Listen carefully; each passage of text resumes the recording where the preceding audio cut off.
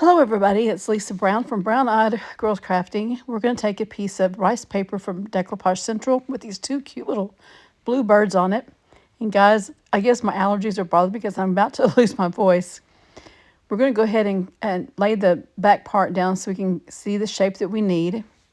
And I'm going to go ahead and paint the back of this white. And it took a couple coats because this had kind of a plastic coating on it and it really didn't want to paint very good. But I managed to cover it about 95% with 3 coats of paint. This will be okay underneath our rice paper. I'm using some Pen Dark matte varnish and glue. We're putting a coat of glue down and we're going to lay our paper down.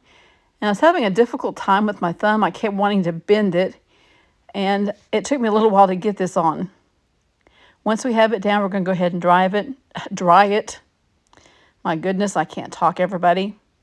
Now I'm putting the same product on top because it is a top coat as well as a varnish. And this is very, very matte. You can't really even tell you have anything on it. I finally found some of those Dollar Tree frames. And we're going to go ahead and paint it with this Merlot chalk paint. I've had this paint for a while and it was on sale. And I can see why now that it was on sale. Because it is so thin. It acts like an acrylic paint.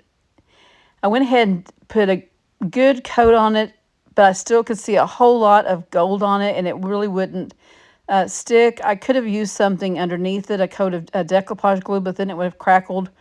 Or I could have used some of the slick stick from Dixie Belle, but I didn't do that. I wasn't even thinking about that. But I went ahead and got in all the nooks and crannies at the top, and then I used a sponge trying to, a dauber to go around and get it, and it still just didn't look good. So I remember that I had some calcium carbonate, and that's what I used to make my chalk paste out of, or chalk paint out of, I'm sorry. And you can get this from Amazon.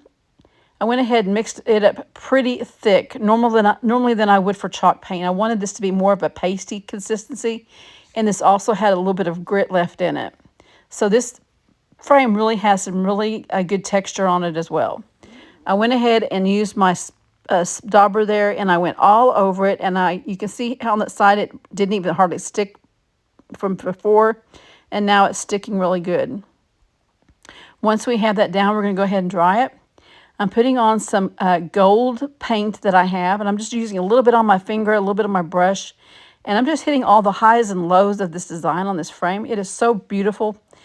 I went ahead and did the sides, the inner part of the circle in the frame, and then the outer part of the circle of the frame. I think this turned out really cute. I don't think I showed you me popping this rice paper back in, but you just pop it back in like you would do a picture. And then make sure your little latches are closed. This turned out to be a beautiful color with these pretty blue birds. Have a great day, everybody. I'll see you guys all later. Goodbye.